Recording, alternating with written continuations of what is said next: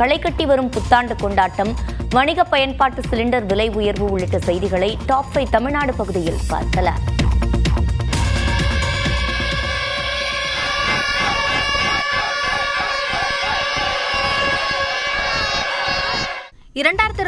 ஆண்டிற்கு விடை கொடுக்கும் விதமாகவும் 2026 ஆண்டுக்கு வரவேற்பளிக்கும் விதமாகவும் தமிழ்நாட்டின் பல்வேறு பகுதிகளிலும் கொண்டாட்டங்கள் களை கட்டின. சென்னையில் மெரினா கடற்கரையில் கொண்டாட்டங்களுக்கு தடை விதிக்கப்பட்ட நிலையில் காமராஜர் சாலையில் ஏராளமான மக்கள் குவிந்து கொண்டாட்டத்தில் ஈடுபட்டனர்.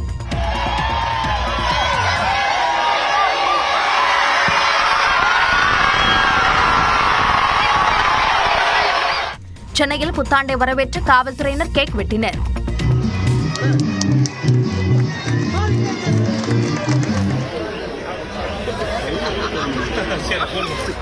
அதேபோல சென்னை பெசன்ட் நகர் கடற்கரையில் மழைக்கு மத்தியிலும் புத்தாண்டு கொண்டாட்டம், ஆட்டம் பாட்டம் என அனல் பறந்தது.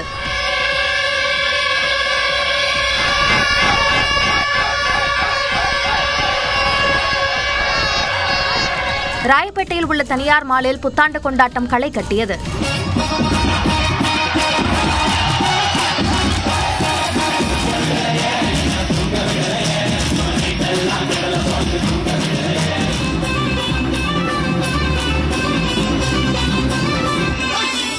சென்னை அண்ணா நகரிலும் மக்கள் உற்சாகத்தில் ஆடிப்பாடி திளைத்தனர்.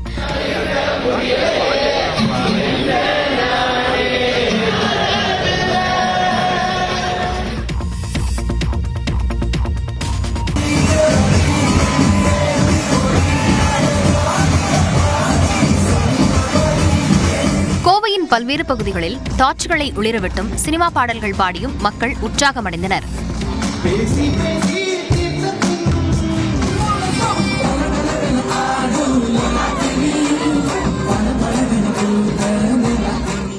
திருச்சியில் புத்தாண்டை வரவேற்கும் விதமாக சிறியவர்கள் முதல் பெரியவர்கள் வரை கொண்டாடி மகிழ்ந்தனர்.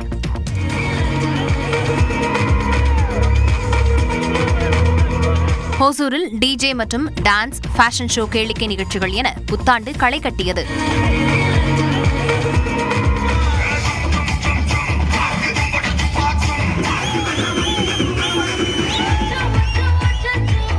மதுரை, ஆண்டாள்புரம் உள்ளிட்ட பல்வேறு பகுதிகளில் மேடை நிகழ்ச்சிகளுடன் கொண்டாட்டம் களை கட்டியது.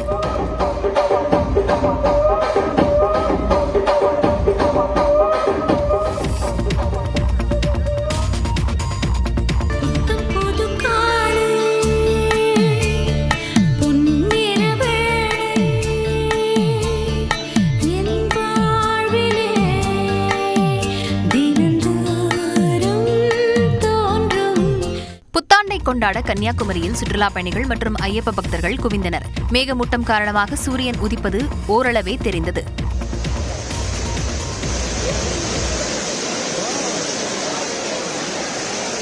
கொடைக்கானலில் புத்தாண்டின் முதல் சூரிய உதயத்தை சுற்றுலா பயணிகள் கண்டு ரசித்தனர். ரம்மியமான காட்சியுடன் 2026 ஆண்டின் முதல் காலையை பொதுமக்கள் வரவேற்றனர்.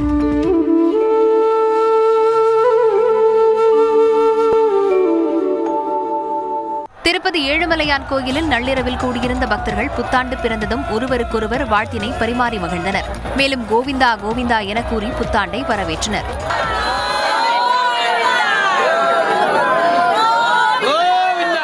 உத்தரப்பிரதேச மாநிலம் காசியில் புத்தாண்டையொட்டி சிறப்பு பூஜைகள் நடந்தன. ஆசி படித்துறையில் கங்கை ஆரத்தி நடத்தப்பட்டது.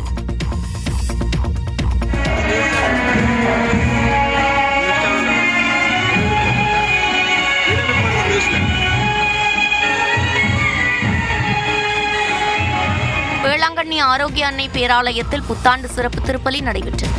ஆலய வளாகத்தில் அனைத்து மதங்களைச் சேர்ந்தவர்களும் கேக் வெட்டி கொண்டாடினர்.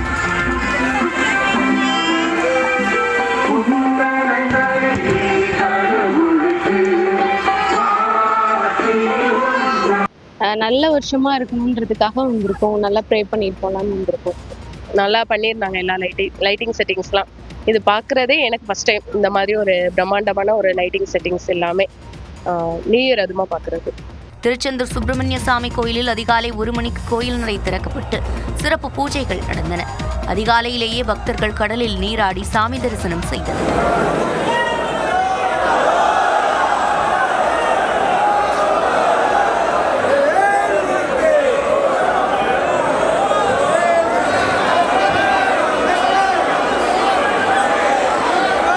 சிவகங்கை மாவட்டம் காரைக்குடி அருகே பிள்ளையார்பட்டி கற்பக விநாயகர் கோயிலில் புத்தாண்டு சிறப்பு வழிபாட்டிற்கு பக்தர்கள் குவிந்தனர். மூலவர் கற்பக விநாயகர் தங்க கவச அலங்காரத்தில் பக்தர்களுக்கு அருள் பாலித்தார்.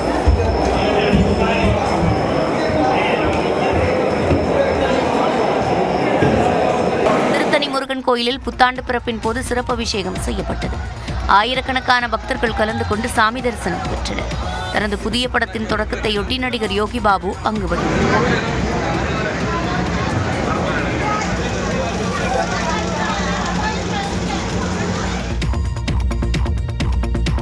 கடைகளில் பயன்படுத்தப்படும் வணிக பயன்பாட்டு சிலிண்டரின் விலை 110 ரூபாய் உயர்த்தப்பட்டுள்ளது. சர்வதேச சந்தையில் கச்சா எண்ணெய் விலை டாலருக்கு நிகரான இந்திய ரூபாயின் மதிப்பு ஆகியவற்றின் அடிப்படையில் மாதந்தோறும் சிலிண்டர் விலையை எண்ணெய் நிறுவனங்கள் நிர்ணயித்து வருகின்றன. அந்த வகையில் புத்தாண்டு தினமான இன்று சென்னையில் 19 கிலோ எடை கொண்ட வணிக பயன்பாட்டுக்கான சிலிண்டரின் விலை 110 ரூபாய் உயர்ந்து 1849 ரூபாய் 50 காசுகளாக நிர்ணயிக்கப்பட்டுள்ளது. இருப்பினும் வீட்டு உபயோகத்துக்கான சமையல் எரிவாயு சிலிண்டரின் விலையில் மாற்றம் ஏதும் செய்யப்படவில்லை. புத்தாண்டு தினமான இன்று முதல் நிதித்துறை தொடர்பான பல மாற்றங்கள் அமலுக்கு வந்துள்ளன.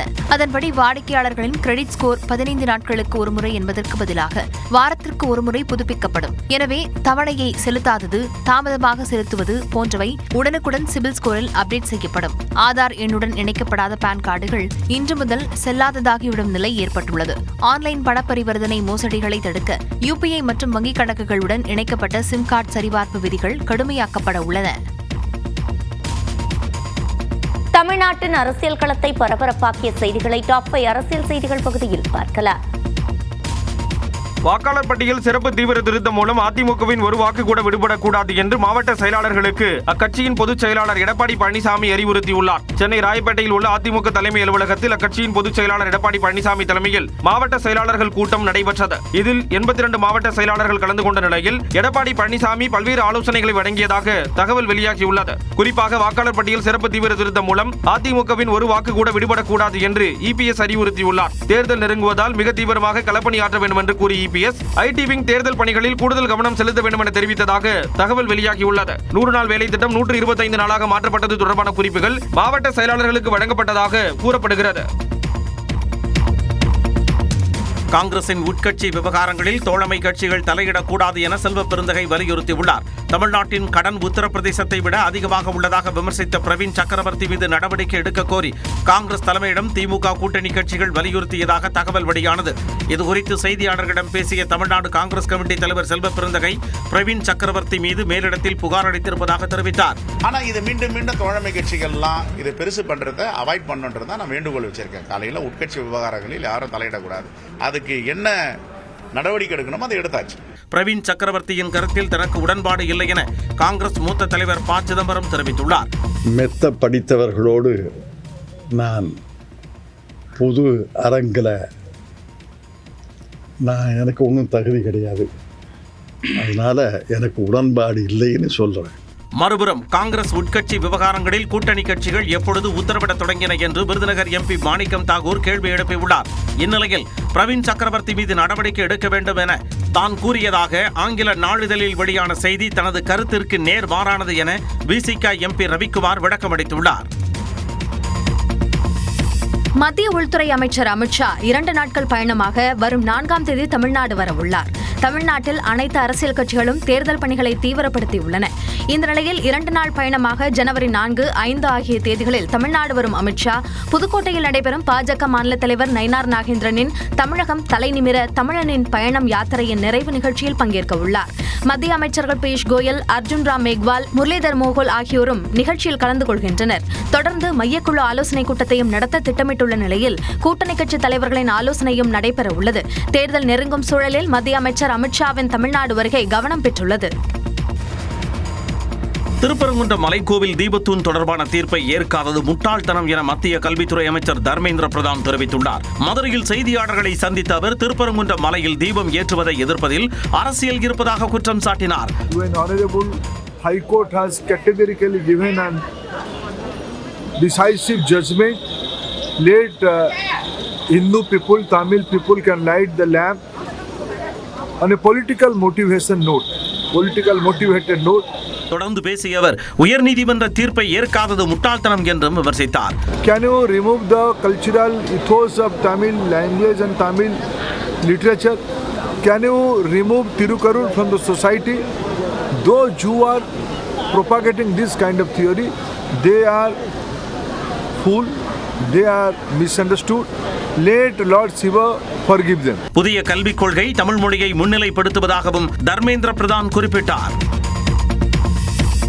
கரூரில் கூட்ட நெரிசல் ஏற்பட வாய்ப்பு இருப்பதாக எச்சரித்தும் தாவேகா நிர்வாகிகள் பொருட்படுத்தவில்லை என சிபிஐயிடம் தமிழ்நாடு அரசு தரப்பில் விளக்கம் அளிக்கப்பட்டதாக தகவல் வெளியாகியுள்ளது. கரூர் கூட்ட நெரிசல் தொடர்பாக டெல்லியில் உள்ள சிபிஐ தலைமை அலுவலகத்தில் கரூர் மாவட்ட ஆட்சியர் மற்றும் எஸ்பி நேரில் ஆஜராகி விளக்கம் அளித்தனர். அப்பொழுது 10,000 பேர் பங்கேற்பார்கள் என கூறப்பட்ட நிலையில் 20,000 பேர் வரை கூடுவார்கள் என எதிர்பார்த்து பாதுகாப்பு ஏற்பாடுகள் செய்யப்பட்டதாகவும், ஆனால் சுமார் 30,000 பேர் வரை கூட்டம் கூடியதால் பாதுகாப்பு மேலும் அதிகரிக்கப்பட்டதாக சிபிஐயிடம் தெரிவித்ததாக கூறப்படுகிறது. விஜய் வருவதற்கு தாமதமானதே நெரிசல் ஏற்பட முக்கிய காரணம் என அதிகாரிகள் விளக்கம் அளித்ததாக தகவல் வெளியாகியுள்ளது. விஜயின் வாகனம் கூட்டம் நடக்கும் இடத்தை நெருங்கும் முன்பே நெரிசல் ஏற்பட வாய்ப்பு இருப்பதாக வாக்கி-டாக்கி மூலம் தாவேகா நிர்வாகிகளுக்கு எச்சரித்ததாகவும், ஆனால் தாவேகா நிர்வாகிகள் எச்சரிக்கையை பொருட்படுத்தவில்லை என்றும், யார் யாரிடம் வாக்கி-டாக்கி இருந்தது என்ற விவரங்களை சிபிஐ அதிகாரிகளிடம் வழங்கியதாகவும் தகவல் வெளியாகியுள்ளது. மேலும் விஜய் பரப்புரைக்கு முந்தைய நாளில் அதே பகுதியில் நடைபெற்ற அதிமுக பொதுக்கூட்டத்தையும் சுட்டிக்காட்டி வீடியோ ஆதாரங்களையும் தமிழக அரசு அதிகாரிகள் வழங்கியதாக கூறப்படுகிறது.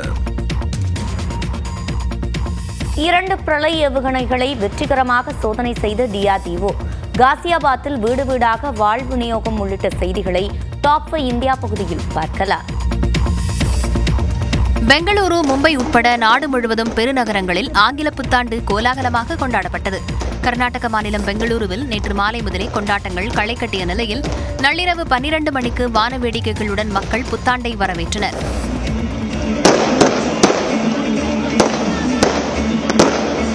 கேரள மாநிலம் திருவனந்தபுரத்தில் இசை நிகழ்ச்சிகள், ஆடல் பாடல்கள் என மக்கள் ஒரே இடத்தில் கூடி கொண்டாடி புத்தாண்டை வரவேற்றனர்.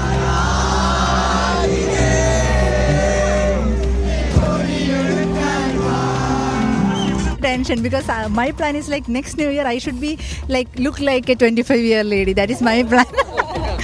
தெலங்கானா மாநிலம் ஹைதராபாத் நகரில் வண்ண வான வேடிக்கைகள், ஒளி வெள்ளம் பாய்ச்சின. ஆங்கில புத்தாண்டு பிறந்ததை தொடர்ந்து இளைஞர்கள் பட்டாசு வெடித்து கொண்டாடினர்.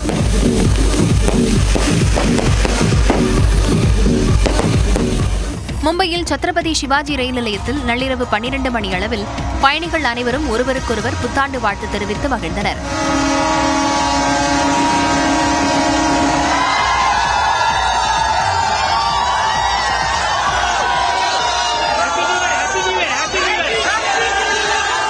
புனே நகரில் கூடிய மக்கள் இதய வடிவிலான பலூன்களை பறக்கவிட்டு மகிழ்ந்தனர்.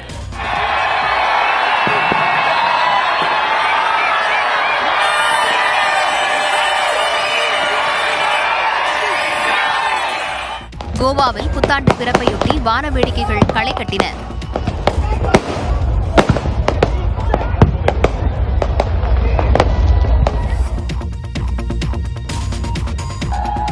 தலைநகர் டெல்லியில் உள்ள கொனாட் பிளேஸ் பகுதியில் குவிந்த இளைஞர்கள் ஆட்டம் பாட்டத்துடன் புத்தாண்டை வரவேற்ற காட்சிகள்தான் இவை. ஹிமாச்சல பிரதேச மாநிலம் தல்ஹோசி பகுதியில் ஆயிரக்கணக்கான சுற்றுலா பயணிகள் ஆட்டம் பாட்டத்துடன் புத்தாண்டை கொண்டாடினர்.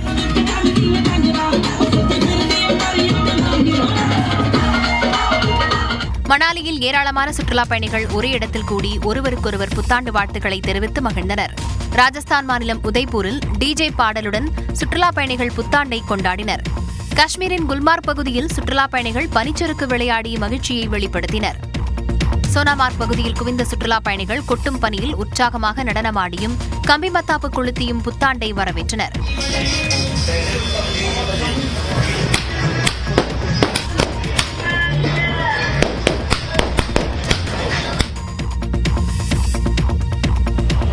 +1, +2, +3 and counting up.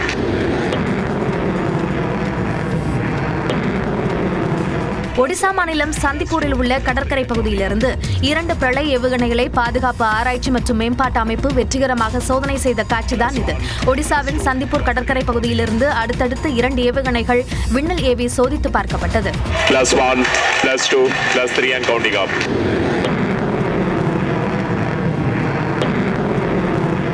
இந்த பிரளய் ஏவுகணைகள் போர்க்கள பயன்பாட்டிற்காக பிரத்யேகமாக உள்நாட்டிலேயே வடிவமைக்கப்பட்ட ஒரு குறுகிய தூர பாலிஸ்டிக் ஏவுகணையாகும். இது இந்திய ராணுவம் மற்றும் விமானப்படையின் செயல்பாட்டு தேவைகளை பூர்த்தி செய்யும் வகையில் வடிவமைக்கப்பட்டுள்ளது. இந்த ஏவுகணை பல மேம்பட்ட நவீன அம்சங்களுடன் உருவாக்கப்பட்டுள்ளது. எதிரி இலக்குகளை வீரியமாக தாக்கும் சக்தி கொண்ட இந்த ஏவுகணைகளின் சோதனை வெற்றியடைந்தது பாதுகாப்புத்துறைக்கு மிக முக்கிய மைல்கல்லாக கருதப்படுகிறது.